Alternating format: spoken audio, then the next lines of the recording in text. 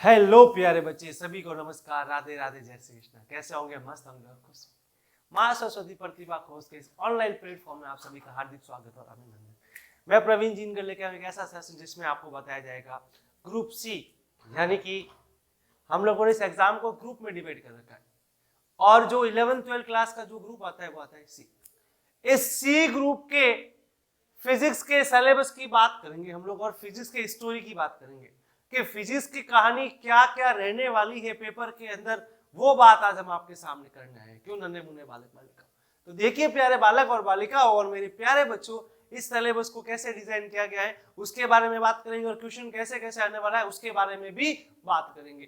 तो सबसे पहले हम लोगों ने 11th और 12th इन दोनों के कॉमन टॉपिक उठाए। कैसे टॉपिक उठाए? Common topic.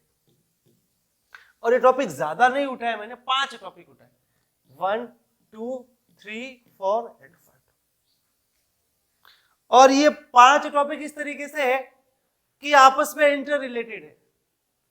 ऊपर वाले जो 4 टॉपिक दिख रहे हैं वो आपके 11th क्लास के हैं और नीचे वाला जो टॉपिक दिख रहा है वो 12th क्लास का है, लेकिन कहीं ना कहीं संबंध इसका गुरुत्वाकर्षण से है। आपको भी पता होगा या आपके जब टीचर पढ़ाते हैं गुरुत्वाकर्षण तो वो बताते भी होंगे कि चैप्टर का रिलेशन एक चैप्टर से होता है जिसका नाम क्या होता है, उसके बारे में बाद में भी आपको बताऊंगा। तो देखिए हम लोग जो 5 टॉपिक काम में लेंगे वो कौन कौन से नन्हे मुन्ने बालक बालिकाओं। तो सबसे पहला टॉपिक हम लोग जो ले रहे हैं वो 11th क्लास का सबसे बेसिक टॉपिक है जिसे कहा जाता है यूनिट एंड डायमेंशंस। मात्रक तथा विमा के बारे में बात करेंगे। ठीक है, ये पहला चैप्टर रहेगा। उसके बाद में दूसरा चैप्टर जो हम लोगों ने लिया है वो लिया है वेक्टर्स का। किसका लिया है? वेक्टर्स। तो इसके बारे में वेक्टर की बातें की जाएगी। उसके बाद में हम लोगों ने जो मोशंस होता है उस मोशन में वन डायमेंशनल मोशन के बारे में बात की। किसके बारे में बात की? वन डायमेंशनल मोशन, अर्थात सरल रेखा में गति के बारे में बात हम लोगों ने। उसके बाद जो टॉपिक है हमारा ग्रेविटेशन टॉपिक है। तो ग्रेविटेशन टॉपिक्स में से कौन कौन से क्वेश्चंस आने वाले हैं, कौन कौन से सवाल आएंगे वो बात करेंगे। उसके बाद में क्लास 12 का पहला चैप्टर लिया है। इसमें केवल और केवल चार्ज, फील्ड और पोटेंशियल, और इसके साथ साथ में हम लोगों ने पोटेंशियल एनर्जी भी ली है और सिस्टम की भी पोटेंशियल एनर्जी इसके अंदर आएगी, ये भी ध्यान रखिएगा। अब थोड़ा सा डिटेल में डिस्कस करते हैं और कुछ प्यारी प्यारी सी बातें करते हैं मेरे नन्हे मुन्ने बालक बालिकाओं। देखिए ध्यान से कि सबसे पहला जो टॉपिक हम लोगों ने उठाया है वो उठाया है हमारा मेजरमेंट। मेजरमेंट बोले तो मेजरमेंट इतना मैंने नहीं लिया है, इसके अंदर मैंने जो लिया है वो लिया यूनिट एंड डायमेंशन को शामिल किया है। ठीक है, सॉरी वो मेजरमेंट का पार्ट है। तो मैं जो बात कर रहा हूं वो बेसिकली बात कर रहा हूं मात्रक तथा विमा की। तो क्या क्या हमारे पास में फिजिकल क्वांटिटीज होती है, यानी कि क्या क्या भौतिक राशियां होती है उनके बारे में बात करेंगे। तो भौतिक राशियां जो होती है हमको भी पता है 3 प्रकार की होती है। कौन कौन सी? मूल भौतिक राशियां, व्युत्पन्न और पूरक राशियां।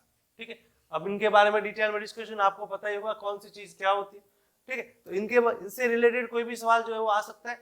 उसके बाद में जितनी भी राशियां है उन सारी राशियों के क्या क्या सूत्र होते हैं उनको आपको ध्यान में रखना है, और उन राशियों के क्या क्या मात्रक होते हैं। अभी सारी राशियां कौन कौन सी है?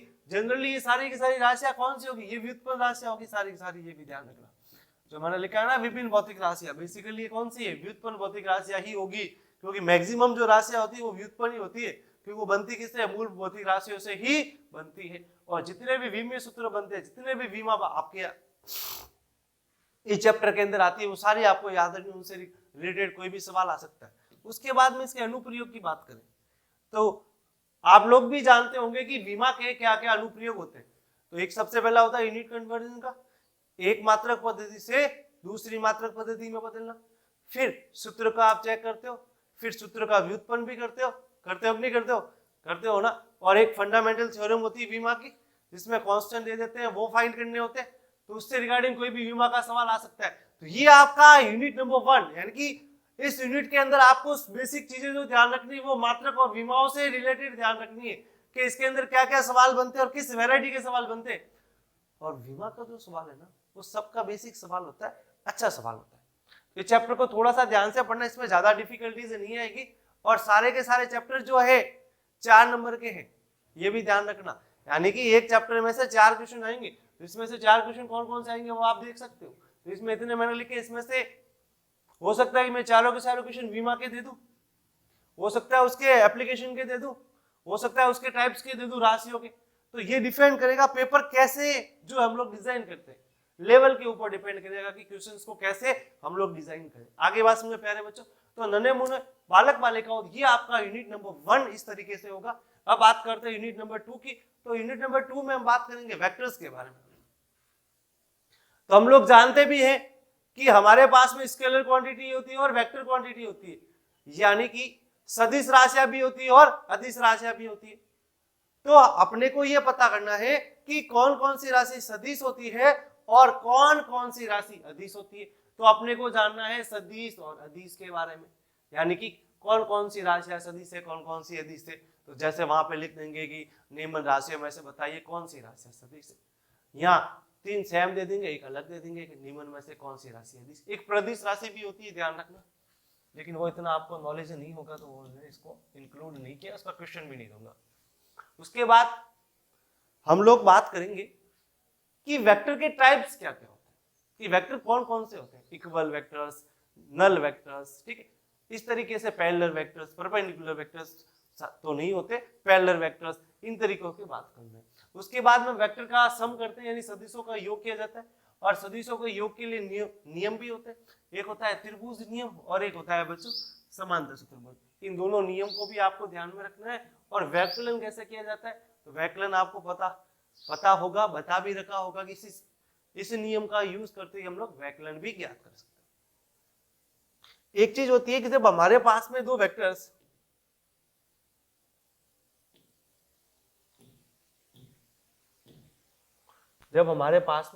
थीटा एंगल पे हो, इस तरीके से,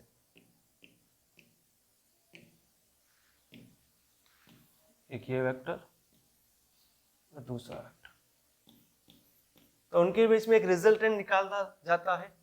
वो रिजल्टेंट वेक्टर इस तरीके से होता है, जिसे हम लोग आर कहते हैं। तो ये वाला भी क्वेश्चन इसके अंदर मैंने यहाँ पे इंक्लूड किया है कि दो सदिश किसी कोण पर दे रखे हो, यानी वो कोण क्या मान ले हम लोग, थीटा मान ले। क्या मान ले, थीटा। तो उसका परिणामी तो क्या बनेगा, तथा एक वेक्टर का परिणामी के साथ में कोण क्या आएगा, यानी इस तरीके से ये परिणामी और एक सदिश मान लो, ये वाला एंगल अल्फा होगा, तो ये क्या आता है। तो ये चीज यहाँ पे इंट्रोड्यूस की गई है कि सदिश जो होता है उनके बीच में, दो सदिशों के बीच में कोण दे दे, तब उनका परिणामी उनके बीच में से निकलता है। तो परिणामी कितना होता है और एक सदिश का परिणामी के साथ में कितना कोण बनता है, वो यहाँ पे बात। फिर आपको पता होगा सदिशों के गुणन की बात करें, मल्टीप्लेक्शंस ऑफ वेक्टर्स, तो एक होता है स्केलर प्रोडक्ट और एक होता है वेक्टर प्रोडक्ट। सदिश गुणन A dot B, A B cos theta कर लो, सही है, गलत है। अदिश गुणन और सदिश गुणन, अदिश गुणन होता है A dot B, A B cos theta, और सदिश गुणन होता है A cross B, A B sin theta N cap, ध्यान रखना। और सदिश गुणन में दिशा की भी इंपॉर्टेंस होती है, इस चीज को भूलना मत। उसके बाद में यहाँ पे दो कंडीशंस होती है, वेक्टर जो है पैरेलल हो जाए और वेक्टर क्या हो जाए, परपेंडिकुलर। वेक्टर अगर परपेंडिकुलर हो जाए तो ए डॉट बी 0 आता है, और वेक्टर अगर पैरेलल हो जाए तो ए क्रॉस बी 0 आता है। इस चीज का ध्यान रखना। यहाँ पे अगर आप सीधा सीधा पैरेलल दे तो ऐसे भी कर सकते हो, a1 अपॉन a2 बराबर b1 अपॉन b2 बराबर c1 अपॉन c2। इस कंडीशन से भी एक अननोन वेरिएबल की वैल्यू ज्ञात की जाती है। अरे पता है ना सर, एक बात करें, हमें तो कुछ नहीं पता, सब भूल चुके हैं एग्जाम के बाद में। तो बच्चों भूलना नहीं है, आपको अच्छे से याद रखना है। नन्हे मुन्ने बालक बालिकाओं, क्या दांत निकाल के हंस रहे हो रे, आगे बढ़ो रे। तीसरा चैप्टर की बात करते हैं मेरे प्यारे नन्हे मुन्ने बालक बालिकाओं।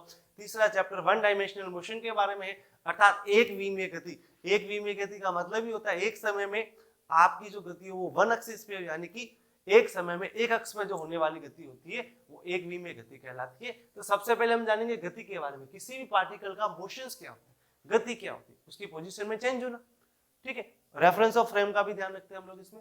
उसके बाद में आपको वापस वही वन डायमेंशनल मोशन के बारे में बात की है कि किसी पार्टिकल की सरल रेखा में गति क्या क्या होती है। हम जानेंगे विस्थापन, दूरी, चाल, वेग, त्वरण क्या होता है, इस तरीके से, और इसमें संबंध क्या क्या होता है। आप लोगों को भी पता, हम लोग पढ़ते हैं कि अगर आपको स्पीड निकालनी हो या वेलोसिटी निकालनी है तो हम लोग क्या पढ़ते हैं, वेग बराबर क्या अवकलन कर दो किसका, के विस्थापन का अवकलन कर दो तो क्या मिल जाएगा, वेग मिल जाएगा। उसी तरीके से वेग का अवकलन कर दो तो क्या मिल जाएगा, त्वरण मिल जाएगा। तो ये रिलेशंस हम लोगों को ध्यान में रखने कि v बराबर होता है dx बटा dt और a बराबर जो होता है बच्चों dv बटा dt। इन रिलेशन से संबंधित कोई भी क्वेश्चन जो हो आ सकता है, यानी कि वो आपको यहाँ पे x का मान दे देगा या v का मान दे देगा और सॉल्व करवा के आपसे वैल्यू पूछ लेगा। और एक काम यहाँ पे भी कर सकते हैं कि वो समय भी जो है वो इंक्लूड कर देगा, और अगर समय को इंक्लूड करेगा तो आपको इसको भी क्या करना पड़ेगा, सॉल्व करना पड़ेगा। ये ध्यान रखना, जब एक्सेलरेशन कांस्टेंट हो, आपको बता ही रखा है कि हमारे पास में गति की समीकरण होती है, और ये गति की समीकरण तब काम में लेते हैं जब हमारे पास में त्वरण का मान कैसा हो, नियत। यानी कि जब त्वरण का मान नियत हो उस समय गति की क्या काम में ले सकते हैं, गति की समीकरण काम में ले सकते हैं। गति की समीकरण क्या क्या होती है, तो v बराबर u plus A T, s बराबर U T plus half A T square, v square बराबर u स्क्वायर प्लस 2as। ये तीन इक्वेशन काम में ले सकते हैं, और इन तीन इक्वेशन का यूज करते हुए आप पार्टिकल को ऊपर की तरफ भी फेंक सकते हो। तो उसकी गति के बारे में बात करेंगे, कोई पार्टिकल ऊपर की ओर जा रहा है या किसी भी पार्टिकल को आप जो है ऊपर से नीचे गिरा दो, भाटा गिराते हो नहीं गिराते हो, एक बिल्डिंग पे जाके भाटे को गिरा दो, उसके बारे में आपसे पूछा जाएगा। तो इसके अंदर तो पूछा जाता है मैक्सिमम हाइट कितनी कवर करता है, या टाइम के बारे में भी पूछा जाता है, और इसके अंदर भी काफी चीजें पूछी जाती है। उसके बाद में टॉपिक लिखा हुआ प्रोजेक्टाइल मोशन, अर्थात प्रक्षेपीय गति के बारे में बात कर रहे हैं। प्रोजेक्टाइल मोशन, बचपन में पत्थर फेंके थे ना, याद है, नन्हे मुन्ने बालक बालिका बंदरों को मारते थे कि किस एंगल में फेंका जाए कि बंदर के सर के लगे या किसके लगे। चलो, तो ये बातें भी हम लोग जो है यहाँ पे करने वाले हैं। उसके बाद में जो नेक्स्ट हमारा जो आएगा वो आएगा ग्रेविटेशन चैप्टर्स। गुरुत्वाकर्षण मैंने इसलिए लिया कि गुरुत्वाकर्षण चैप्टर लेने से जो हमारे 12th क्लास के बालक बालिकाएं जो पेपर दे रहे हैं उनका इलेक्ट्रिकल का पहला चैप्टर भी क्लियर हो जाएगा। आप लोगों को बता दिया जाए कि जो गुरुत्वाकर्षण होता है और जो इलेक्ट्रिकल होता है ये दोनों आपस में इंटर रिलेशंस होते हैं। उसमें बात होती है द्रव्यमान की, तो इसमें बात होती है चार्ज की, ठीक है। और गुरुत्वाकर्षण जो होता है वो अट्रैक्टिव नेचर का होता है, लेकिन इलेक्ट्रिकल के अंदर हम बात करेंगे तो जो हमारे चार्जेस होते हैं वो दो प्रकार की नेचर बनाते हैं। एक बनाते हैं हमारे पास में रिपल्सन और दूसरी बनाते हैं अट्रैक्शन, अर्थात आकर्षण और प्रतिकर्षण दोनों बनाते हैं। तो ग्रेविटेशन में सबसे पहले हम जानेंगे द्रव्यमान के बारे में। उसके बाद में न्यूटन का एक फेमस लॉ है F proportional to m1 m2 upon r square. इसको सॉल्व करते जाता है g m1 m2 बटे r स्क्वायर, और g बराबर 6.67 को 10 to the power -11 newton metre square upon kilogram square आता है। इसके बारे में फिर ग्रेविटेशन फील्ड क्या क्या होती है, अर्थात गुरुत्वीय क्षेत्र क्या होता है, इससे रिलेटेड सवाल वही gm अपॉन r स्क्वायर से कर लोगे। पोटेंशियल एनर्जी, सिस्टम की पोटेंशियल एनर्जी क्या होती है, और एस्केप वेलोसिटी अर्थात फ्लाइंग वेग क्या क्या होता है, इसके बारे में भी आपको पता होना चाहिए। और ये चीजें जो हम लोग टॉपिक्स के अंदर इंक्लूड कर रहे हैं। उसके बाद में हम लोग जानेंगे ग्रह और उपग्रह के बारे में, केपलर के 3 नियम होते हैं उन नियमों के बारे में। तो इतने टॉपिक्स के अंदर हम लोग जो आपको गुरुत्वाकर्षण के अंदर से सवाल देंगे, क्वेश्चंस दिए जाएंगे, अच्छे क्वेश्चंस होंगे, 4 क्वेश्चन ही ज्यादा है नहीं प्रत्येक चैप्टर में से। उसके बाद में हमारे पास में जो टॉपिक आता है वो आता है हमारा इलेक्ट्रिकल का पहला टॉपिक जो इलेक्ट्रोस्टैट का पार्ट है। आपको पता होना चाहिए कि इलेक्ट्रोस्टैट और इलेक्ट्रोडायनामिक्स दो प्रकार से होती है। इलेक्ट्रोस्टैट मतलब चार्ज स्टेशनरी होता है और इलेक्ट्रोडायनामिक्स चार्ज मोशन में होता है। तो यहाँ पे जो मैं आपके बारे में बात कर रहा हूँ वो इलेक्ट्रोस्टैट के बारे में बात कर रहा हूँ, और इलेक्ट्रोस्टैट में सबसे पहले चार्ज के बारे में जानेंगे कि चार्ज की नेचर कैसी होती है। आई बात समझ में कि चार्ज की प्रॉपर्टीज क्या होती है। चार्ज जो होता है वो एडिटिव नेचर का होता है, चार्ज कंजर्वेटिव होता है, charge never created never destroyed only for transfer, यानी आवेश को हम उत्पन्न नहीं कर सकते ना ही खत्म कर सकते, इसको एक जगह से दूसरी जगह ट्रांसफर कर सकते हैं, ठीक है। चार्ज इज द क्वांटाइजेशन, ठीक है, कि आवेश जो होता है वो क्वांटीकृत होता है। तो ये सारे प्रॉपर्टीज हम लोग जो यहाँ पे डिस्कस करने वाले। उसके बाद में कूलम्ब्स का लॉ क्या क्या होता है, तो कूलम्ब्स ने कहा था कि दो चार्ज अगर कुछ डिस्टेंस पे रखे गए हो, चार्ज कैसे होने चाहिए, पॉइंट चार्ज। अगर दो पॉइंट चार्ज कुछ डिस्टेंस पे रखे गए हो तो उनके बीच में जो फोर्स लगता है वो दोनों चार्ज के प्रोपोर्शनल होता है मल्टीप्लिकेशन के, और उनके डिस्टेंस के स्क्वायर के होता है। F बराबर क्या आता है k q1 q2 बटे r स्क्वायर, जहाँ k बराबर 9 गुणा 10 की घात 9 newton metre square upon coulomb square आता है।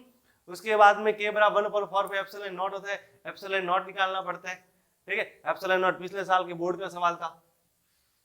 गाउस का नियम, टोटल फ्लक्स जो होता है वो q अपॉन एप्सिलॉन नॉट के बराबर होता है, ठीक है। इसमें कौन कौन से है बेटा, तो आपकी जो तीव्रता ध्यान रखनी, तो गोले की ध्यान रखनी है, एक अनंत रेखीय आवेश की ध्यान रखनी है, और एक पतली चद्दर की। इस साल के बोर्ड का सवाल है, राजस्थान बोर्ड के 2024 का सवाल है, पतली चद्दर वाला ध्यान रखना।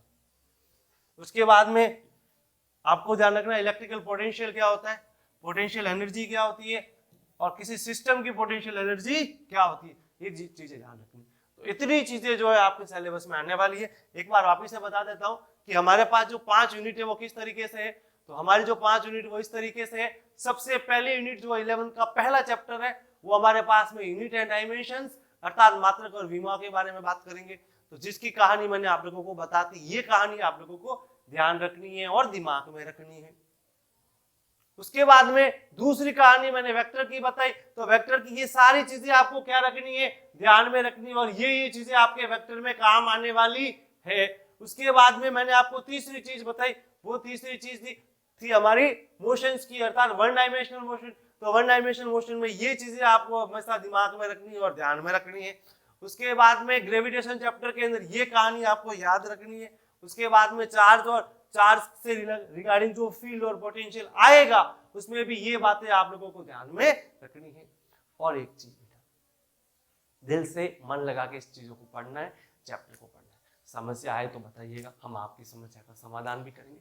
लेकिन मेरा टारगेट है कि अगर आप इस 5 यूनिट को अर्थात टॉपिक्स को दिल लगा के मन लगा के पढ़ोगे तो मैं कह रहा हूं डेफिनेटली आप जो है 20 आउट ऑफ 20 ले आओगे। क्या ले आओगे? 20 आउट ऑफ 20 ले आओगे। मैं हमेशा एक ही वर्ड बताऊं, हमारी डिक्शनरी में एक जो वर्ड होता है ना इम्पॉसिबल, इसको हटा दो भाई। अरे मेरे नन्हे मुन्ने बालक बालिका, इसको हटा ही दो अपने जीवन में, यहां से ये हटा के खा जाओ। मेरे लाइफ में ये वर्ड है पॉसिबल। दुनिया का कोई भी काम हो वो मैं तो कर सकता हूं, कोई दूसरा करे या ना करे मुझे उससे कोई फर्क नहीं पड़ता है। जीवन की हर बाधा हर मुश्किल मेरे लिए आसान है, दूसरों के लिए डिफिकल्ट है, तो वो जाने। इंसान हमेशा खुद के बारे में सोचे और खुद के बारे में काम करे तो वो अपने किसी भी काम को आसानी से बना सकता है। जनरली फेलियर आने का कारण है क्या होता है? जीवन में फेलियर आने का सबसे बड़ा जो कारण होता है फोकस नहीं करना। हम ध्यान ही नहीं दे पाते कि क्या करना है और हम क्या कर लेते हैं, इसीलिए हमारे जीवन में फेलियर आता है। तो हंसते रहिए, मस्त रहिए, खुश रहिए। सभी को राधे राधे बच्चों, अलविदा करते हैं, मिलेंगे आगे के सेशन में और धन्यवाद।